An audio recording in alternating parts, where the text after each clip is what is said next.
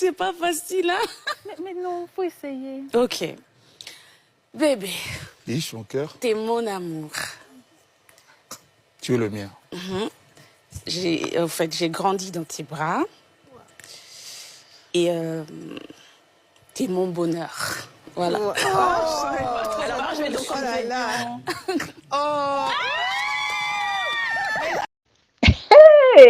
Tant tozolo makamba bolingo. Non, l'amour n'a pas d'âge. Ah oui. Non, non, non, non, non. L'amour n'a pas d'âge. Aujourd'hui, bandeko, partout vous allez, non, souhaitez bino ba mourir, nyonso, na ba mourir, nyonso. Il y a effet de télévision, na partout, oh, ba yebito, ba le karaka, kanakate, fata, non, souhaitez bino, en tout cas, bonne fête à Saint-Valentin, partout vous allez. En tout cas, effet de télévision, et ça, que souhaitez moutou nyonso, bonne fête à Saint-Valentin. Aux à l'amoureuse, mais tozo souhaiter yo kaka, parce qu'il y a quelqu'un qui t'aime, ta maman t'aime, ton frère t'aime, ta soeur t'aime. Donc, aux na mutumo kwa lingaka yo. Bonne fête pour la journée ya lelo. Bandeko na ngai na journée ya Saint-Valentin aujourd'hui, koza ko célébrer ka amour. Dans cet amour-là, il y a Monsieur Koffi Olomide, Mopao Mokonzi. Songe ya Mbelinde babengaka ye, alobi à s'exprimer par rapport à son amoureuse. Les goûts de ça. Bobi makambo bolingo parfois soko landi yango ko bela tension. Ah, bazo tunaka na ba commentaire voisin, voisine, tension ça va? Pardon parce que batumsusu balobi ke ah wabino boye ko avouer vérité boye. Tant bakoya ko kanga bino to tant boya ko répondre bino bozala makasi. Bonjour. Bonsoir, bienvenue dans ce nouveau numéro sur EFATA Télévision. Je vous espère en bonne santé. Naebi ke bozo lexaka Saint-Valentin malamu bebiso aussi. Toza bien parce que les lois mon bolingo on reçoit toujours des cadeaux mais les lois mon cadeau spécial. Pourquoi pas dire merci à mon amour monsieur mon mari l'héros dans l'ombre. Je dis merci beaucoup pour les cadeaux. Alors les lois ça kopé ça merci na mutonyo soza mutabolingo. Donc to pe ça merci. C'est la servante de l'Éternel, Florence Nzouzi. Ah, bandeko, bolingo yo. Donc, les lots yo kolobela likambo sundu les cœurs na papa na biso Koffi Olomide. Mopao. Papa Mopao lelo le 14 février alingi quand même na monde mobimba ba reconnaître comment son histoire a commencé avec Cindy to Kandi. Ndengeni na changé combo juste ka ya appellation ya pamba lelo alongwa Kandi akoma Cindy e bandaka ndengeni eloko nini ya tiraka ye po koma kobima na Cindy parce que depuis tout ce temps il y a toujours quelque chose qui kozala nini babenga nini déclencheur ouais so donc eloko déclencha bolingo na bango eza nini. À travers cette émission, vous allez comprendre que bolingo bazuelango temps. Bolingo c'est quelque chose non papa bisiko zali pesa bote na mama o azawa na supporter pendant beaucoup des années lolenge moko papa pesa pe mbote pesa pe bisou na mama o avandi wana to azoyoka yo to azana musika benga yata. Il faut profiter chaque jour parce que ba jour est trop compliqué. Seul Dieu muta contrôle la cabanine. Mais lelo papa na biso Koffi Olomide aye juste ka pona ko laksa biso kolobake aza ko affirmer, ko confirmer devant tout le monde. Ah oui, devant tout le monde. Kolobela bolingo na ye na sundu le cœur parce que ndenga leki une émission wana ayebi ke ça la base. Ah oui, faut lobela parce que aza star yamboka na oloba mingite tozo bandana nukotala déclaration d'amour ya Cindy le cœur avant la banda ko sala banalise parce que batu baza ko banda déjà ko critiquer ba déclaration na ye mais toyo kanan biso moko ndenga za ko déclarer bolingo na ye. C'est pas facile, hein? Mais non, faut essayer. Ok. Bébé. Iche, mon cœur. T'es mon amour. Tu es le mien. En fait, j'ai grandi dans tes bras. Et t'es mon bonheur. Voilà. Alors, je vais donc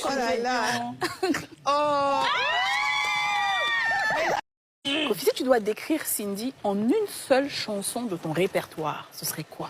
En une seule chanson. Oui, de ton répertoire, ce serait laquelle? J'ai 600 ou 800 chansons. Oui, je sais. Il n'y a pas de question plus difficile que celle-là. Je sais. Toi, tu aurais dit laquelle? Ah, ben moi, je dirais Mon amour. Ok. Et ça... Que j'ai chanté avec Charlotte Dipanda. Et que Cindy a repris. Mais tu sais que c'est ma chanson préférée. Ah, t'as vu, hein? Une fois, je l'ai chantée ici pour toi, Yasmine, tu te souviens? Oui, je me souviens. Mon amour. Est-ce qu'on a la vidéo? ndenge bauti koyoka wana eza Cindy Lecker batuni question a déclaré devant public bolingo oyo aza non Seigneur mabisika na bamaloba ekimaka mais ya kokamwa eza ke bato babandi koseka o Cindy français eza moke. Elle n'arrive pas à s'exprimer en français. Attendez. Elle s'exprime quand même.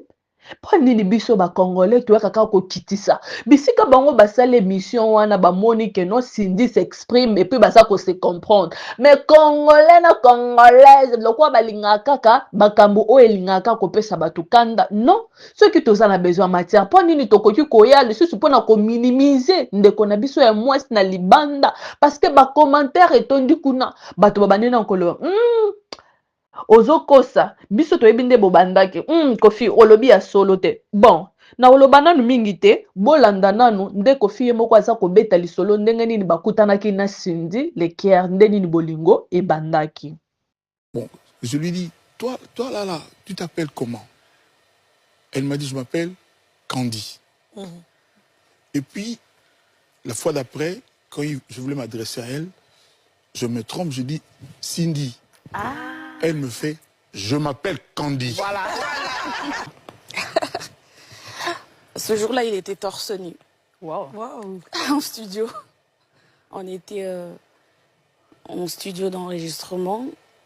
Et lui, il était en train d'enregistrer une chanson. Il a demandé à l'ingénieur qui voulait une chanteuse, une choriste pour mettre des voix et tout. Et lui, il était là.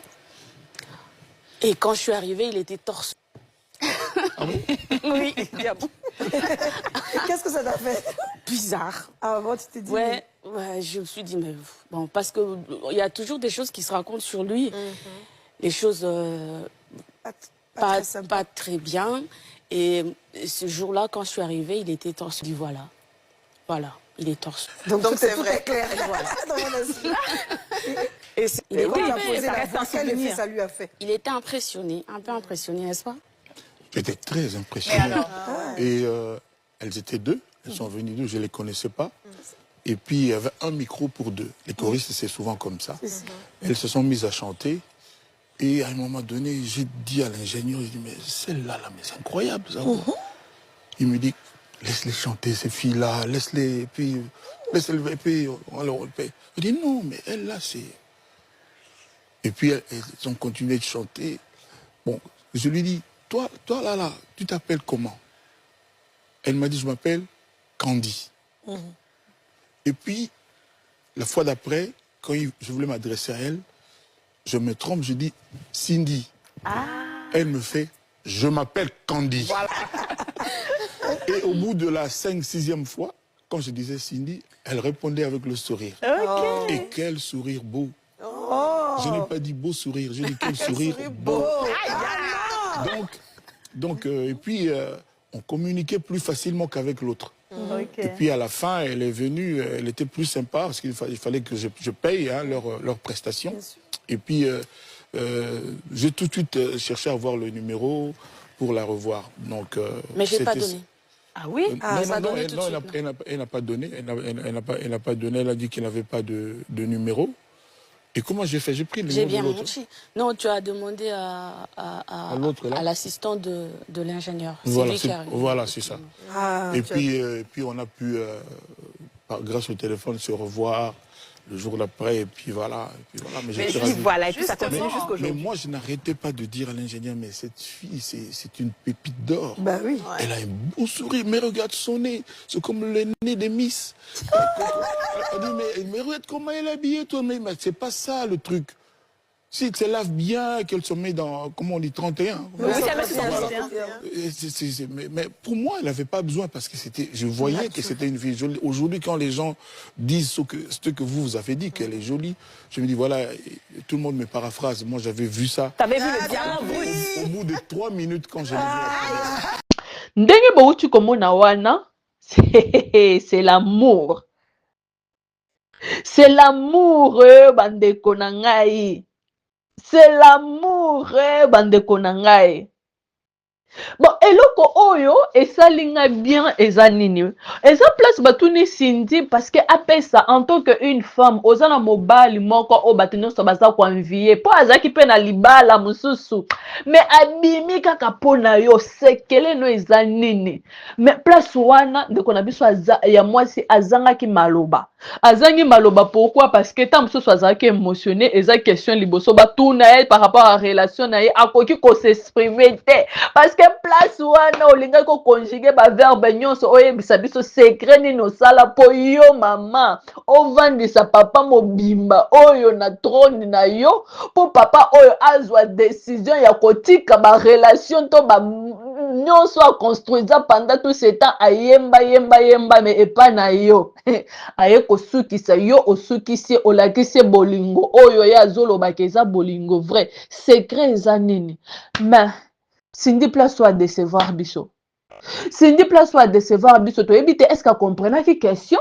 Toi comprenais une question te. Est-ce qu'elle yoka qui question va poser qui? Toi yoka qui te. Mais Cindy a ken biso na ndenge a cessé. A même pas même biso likolo to yeba ta vérité ndenge nini to koko yeba secret ya Cindy. Wabi Cindy a même biso makamususu.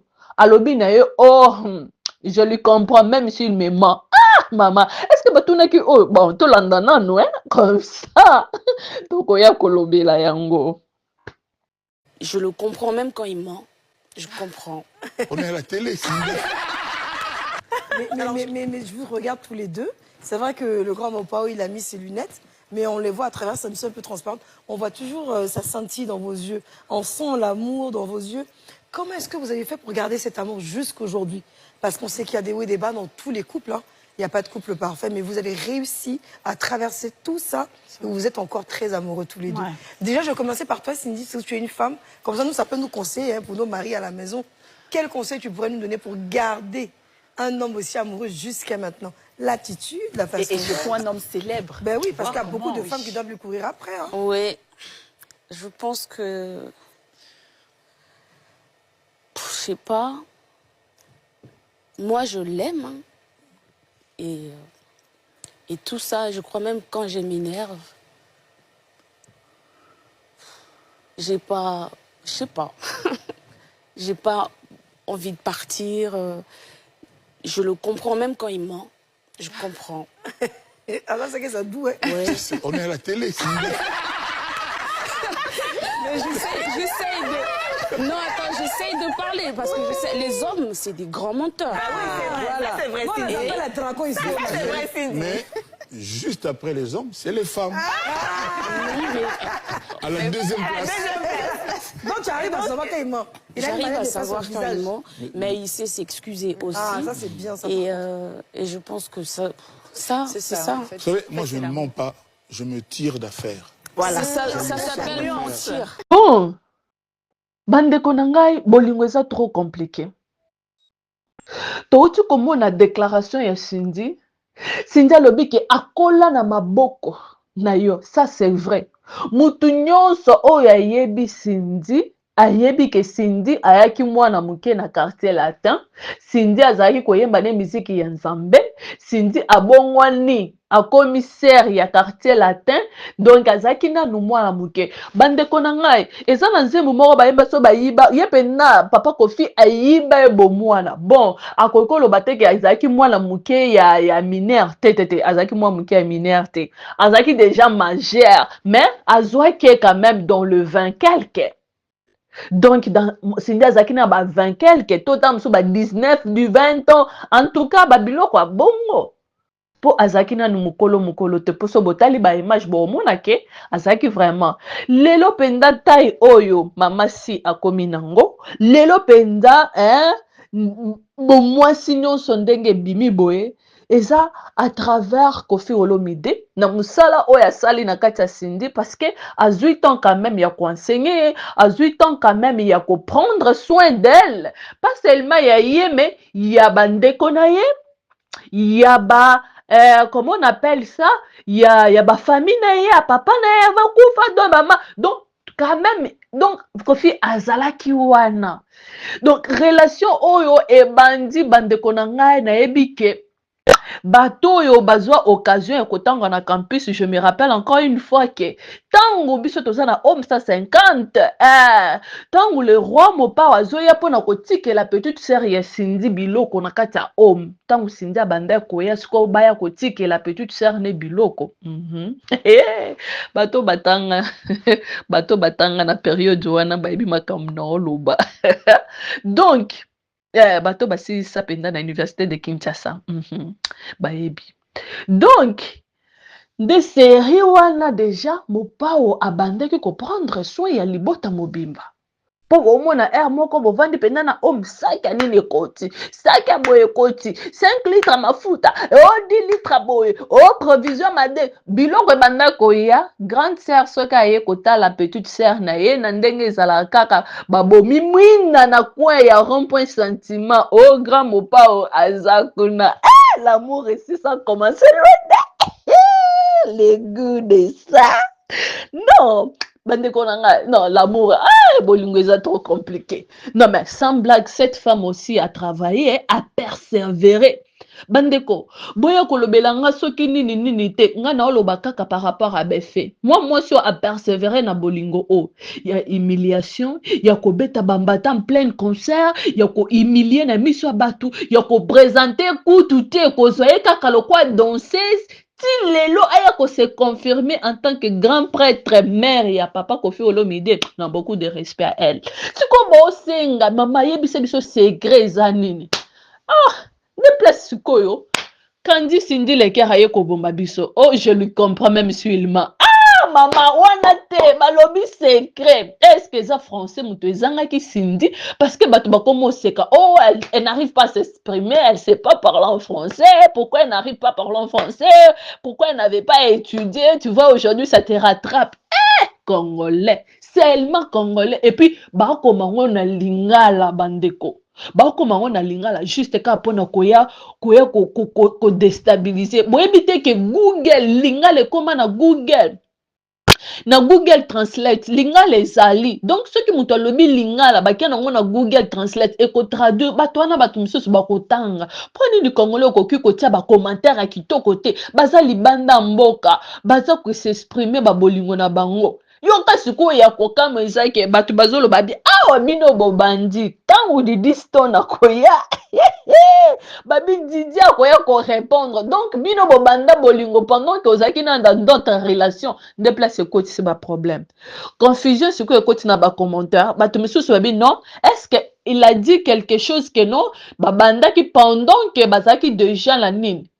Après bato misusu babino eza faute ya Cindy te parce que mobali nde asepela na mwasi depuis longtemps mais Cindy atikala ko yeba te ke ndenge na okende bo ye abandaki kutu ko banga ke no azo kende pardon talaka sangwe kenda siko ye na ko banga na nyonso ayeba ki ata kutu te ke akozala parmi sélectionné pa banane mais mungongo na ye mais papa Koffi alingi kaka mungongo te alingi na bisika mungongo bimelaka non l'amour habité na kozaka mungongo te mais nazana nyonso donc yango azo pena nyonso lelo abali mwasi na. En tout cas félicitations, bonne fête à vous les grands mopa au mokonzi na mama Cindy mama si bonne fête na bino bisika bozali boza ko fêter. En tout cas bonne fête, bonne fête, bonne fête. Parce que lelo eza mokolo, ya fête eza mokolo akandate, eza mokolo soki ya nini te. En tout cas, to sepela na bolingo ya bato. Alors je te demande aussi toi qui es dans la maison, s'il te plaît, tiens commentaire à malam, encouragez maman si na libala oyo.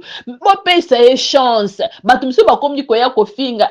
Banda pe wana otikali pe ko bota te, ozwa kazemi te. Bande konanga makambo ko bota oyo eza makambo nzambe.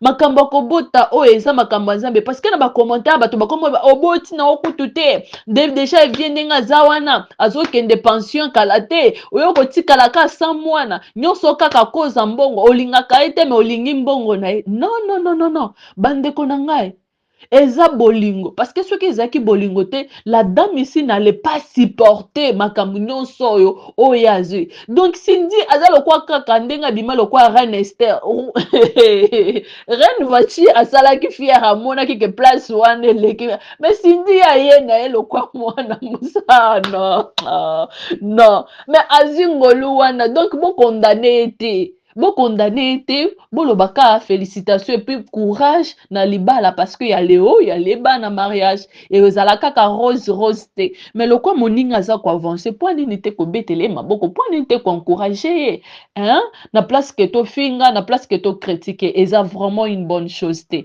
botika maman si à jouir à sepela à consommer maman si consomme ton amour jusqu'à l'infini. Consommez cet amour, maman. Consommez bolingo na yo jusqu'à l'infini parce que bolingo ezaka moko ezalaki belete parce que ceux qui ezalaki belé mais kabola ki me yo ovandisi yango alors coup de chapeau à toi parce que même si balobi o sali soki ndeni non parce que y a des femmes et une femme. Non, maman, c'est bon. En tout cas, merci beaucoup, Nabatuno, sur votre opportunité. Encore une fois de plus, bonne fête à Saint-Valentin. Tokutani Mbalasima. Bye. Bye.